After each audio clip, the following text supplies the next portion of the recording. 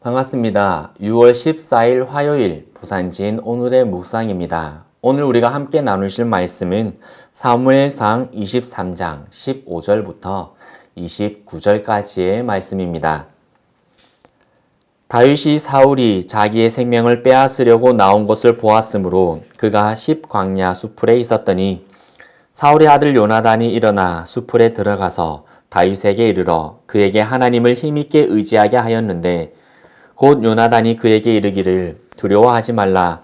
내 아버지 사울의 손이 내게 미치지 못할 것이요 너는 이스라엘 왕이 되고 나는 내 다음이 될 것을 내 아버지 사울도 안다 하니라.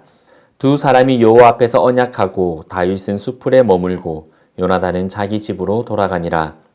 그때 10사람들이 기브아에 이르러 사울에게 나와 이르되 다윗이 우리와 함께 광야 남쪽 하길라 산 수풀 요새에 숨지 아니하였나이까. 그러하온즉 왕은 내려오시기를 원하시는 대로 내려오소서. 그를 왕의 손에 넘길 것이 우리의 의문이다 하니 사울이 이르되 너희가 나를 긍휼히 여겼으니 여호와께 복받기를 원하노라. 어떤 사람이 내게 말하기를 그는 심히 지혜롭게 행동한다 하나니 너희는 가서 더 자세히 살펴서 그가 어디에 숨었으며 누가 거기서 그를 보았는지 알아보고 그가 숨어있는 모든 곳을 정탐하고 실상을 내게 보고하라. 내가 너희와 함께 가리니 그가 이 땅에 있으면 유다 몇천 명 중에서라도 그를 찾아내리라 하더라. 그들이 일어나 사울보다 먼저 시브로 가니라. 다윗과 그의 사람들이 광야 남쪽 마온 광야 아라바에 있더니 사울과 그의 사람들이 찾으러 온 곳을 어떤 사람이 다윗에게 알림해 이에 다윗이 바위로 내려가 마온 황무지에 있더니 사울이 듣고 마온 황무지로 다윗을 따라가서는 사울이 산 이쪽으로 가매 다윗과 그의 사람들은 산 저쪽으로 가며 다윗이 사울을 두려워하여 급히 피하려 하였으니 이는 사울과 그의 사람들이 다윗과 그의 사람들을 애워싸고 잡으려 함이었더라. 전령이 사울에게 와서 이르되 급히 오소서 블레셋 사람들이 땅을 침노하나이다.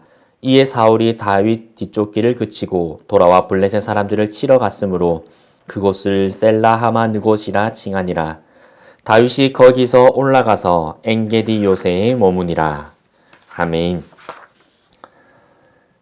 2022년 우리 교회 표어는 하나님과 동행하는 사람입니다. 올해가 시작되고 지금까지 하나님과 잘 동행하고 계십니까? 오늘 말씀을 보면 다윗, 요나단, 사울 이렇게 3명의 사람이 등장합니다. 오늘은 우리가 이들의 모습을 통해 하나님의 걸음에 동행함에 대해서 어떻게 반응하고 있는지를 우리의 삶에 비추어 한번 살펴보기를 원합니다. 먼저는 다윗입니다. 다윗은 지금 사울이 자신을 죽이러 광야에 나온 것을 보고 십광야 수풀 사이에 숨었습니다. 다윗의 삶은 이스라엘의 왕이 될 것이라는 사무엘 선지자의 기름 부음을 받고 나서부터 꼬이기 시작했다라고 해도 과언이 아닙니다. 물론 믿음의 눈으로 그 모든 여정이 하나님의 인도하심과 성장시킴이시라고 고백할 수는 있지만 그렇다고 그것이 고생이 아니다라고는 할 수 없습니다. 다윗은 끊임없이 죽음의 위협 앞에서 살아남기 위해 몸부림쳐야 했고 그의 평생의 삶에서는 전투가 끊이지 않았습니다. 얼마나 전투가 많았으면 그가 하나님을 사랑하여 성전을 짓고자 했을 때 하나님께서는 너는 전쟁을 많이 한 사람이라 피를 많이 흘렸으니 내 이름을 위하여 성전을 건축하지 못하리라고 하실 정도였습니다. 다윗이 얼마나 힘든 삶을 살았는지 그리고 매 순간 얼마나 치열했는지 또한 하나님 앞에서 얼마나 열정적으로 살았었는지는 우리가 성경을 통해 알 수 있습니다. 그런데 하나님께서는 그런 그의 삶을 기뻐하셨습니다. 다윗이 하나님을 예배드렸던 그곳을 하나님께서도 그리워하실 만큼 다윗과 함께하기를 기뻐하셨습니다. 왜냐하면 다윗은 자신의 모든 삶을 하나님과 동행했기 때문입니다. 다윗의 동행은 하나님의 말씀이 자신을 축복하시는 말씀이든 아니면 자신의 잘못을 질책하는 말씀이든 그 말씀 앞에서 순결하고 순종적으로 반응함으로 하나님과 동행했습니다.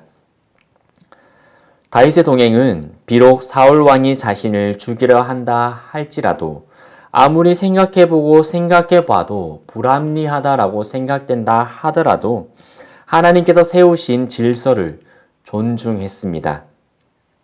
그리고 그 질서를 자신의 힘으로 깨트리지 않았습니다. 다윗의 동행은 자신의 동기가 아무리 선하다 하더라도 하나님께서 아니라고 하시면 멈추었던 동행입니다. 올해 우리의 동행은 하나님과 같이 동행하고 있습니까? 다윗처럼 하나님과 동행하고 있습니까?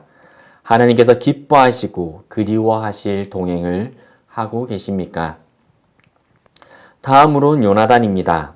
요나단은 지금 숯불 사이에 숨어 있는 다윗을 찾아가서 그를 위로하고 다윗이 하나님과 동행함을 포기하지 않도록 격려하고 하나님을 힘있게 의지할 수 있도록 도와줍니다. 여러분, 세상 어디 역사에도 자신의 왕위를 순순히 다른 사람에게, 그것도 친족도 아니고 왕족도 아니고 귀족도 아닌 한 목동에게 물려주는 이야기는 없습니다. 하지만 요나단은 그렇지 않았습니다. 그 어떤 권력에도 세상의 부귀영화에도 요나단은 욕심을 내지 않았습니다. 자신의 아버지의 왕권이 그리고 자신이 마땅히 차지해야 될 권력이 다윗에게 온전히 넘어갈 수 있도록 그는 다윗에게 협력하고 다윗을 지원했습니다. 왜냐하면 하나님께서 그렇게 하실 것이라는 것을 알았기 때문입니다. 요나단은 자신이 가지고 있는 부와 명예와 권력이 하나님께로부터 나온 것을 알고 있었습니다. 그리고 그것이 영원한 것이 아니라는 것 또한 알고 있었습니다. 이것은 우리도 마찬가지입니다. 꼭 정치적 권력이나 재력가들에게만 해당되는 것이 아니라 내 삶에 베풀어 주신 모든 것, 그 모든 삶이 하나님께서 주셨다라는 고백이 있어야 한다라는 것입니다. 이것을 바르게 고백하는 사람은 그 부와 힘과 환경을 지키기 위해 살지 않습니다. 그것들을 가지고 지금 내가 하나님의 뜻에 바른 일을 하기 위해 살아갑니다. 내 것을 영원하게 만들기 위해 살아가는 것이 아니라 하나님의 나라와 그 뜻을 영원하게 세워나가기 위해 살아간다라는 것입니다.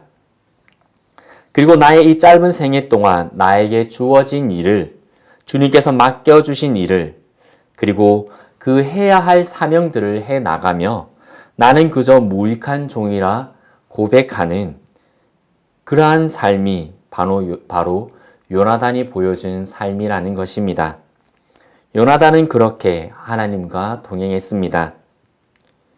요나단의 동행은 하나님께서 주신 것을 움켜쥐고 나의 주머니에 집어넣는 것이 아니라 하나님께서 주신 것들을 움켜쥐고 하나님을 위해 살아가는 청지기적인 동행이었습니다. 그래서 비록 자신의 집이 망하여도 자신의 아버지와 자신에게 주어진 그 은혜와 그 권력이 없어진다 하더라도 그것을 내 것으로 여기지 않고 하나님의 큰 뜻과 역사를 위해 그는 맡은 바 사명에 그 순간의 충실함으로 반응하고 동행했던 것입니다. 올해 우리의 동행은 요나단과 같이 하나님과 동행하고 있습니까? 하나님께서 착하고 충성된 종이라 잘하였다 칭찬하실 만한 동행을, 그러한 바른 청지기의 동행을 우리는 하고 있습니까? 마지막으로 사울입니다. 사울은 우리가 이미 알고 있듯이 좋은 본이 되는 사람은 아닙니다.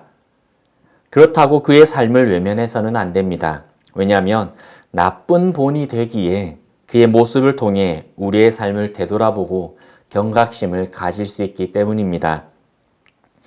오늘 말씀에서 사울은 다윗을 죽이기 위해 광야로 갔습니다. 다윗과 같은 장소에 있었지만 그도 처음에는 하나님과 동행의 자리로 부름을 받고 초청을 받았었지만 그 동행을 완수하지는 못했습니다. 이유는 한 가지입니다. 사울은 하나님을 바라보지 않고 자신의 환경을 바라보았기 때문입니다. 마치 땅에 떨어진 500원짜리를 줍기 위해서 땅만 바라보며 살아가다가 길을 잃고 사고가 나버리는 모습과 같습니다. 사울은 자신이 얻은 왕위, 그리고 그 부와 권력, 그리고 주위에 있는 신하들과 백성들을 바라보며 살았던 것입니다. 그도 다윗처럼 치열하게는 살았습니다. 열정적으로는 살았습니다. 분주하게도 살았습니다. 오늘 말씀에도 보면 다윗을 쫓으러 갔다가 블레셋이 쳐들어왔다고 하니까 블레셋을 막으러 갔다가 이후에 또 다윗을 잡으러 갑니다. 다윗을 죽이겠다고 했다가 다윗을 죽이지 않겠다고 했다가 또 다윗을 죽이러 갑니다. 왔다가 갔다가 이리저리 좌충우돌하며 자기 나름대로 참 열심히 살았습니다. 하지만 그곳에 하나님은 계시지 않으셨습니다. 여러분, 하나님을 바라보며 살아가면 나의 환경은 자연스럽게 나의 삶을 따라오게 될 것입니다. 모든 것을 주관하시는 하나님이시며 모든 것이 합력하여 선을 이루게 하시는 분이 바로 우리가 바라보고 따라가고 있는 하나님이시기 때문입니다. 하지만 환경을 보고 살아가면 어느샌가 하나님께서는 그곳에 계시지 않으실 것입니다. 왜냐하면 하나님께서는 사람에게 끌려다니시는 분이 아니시기 때문입니다.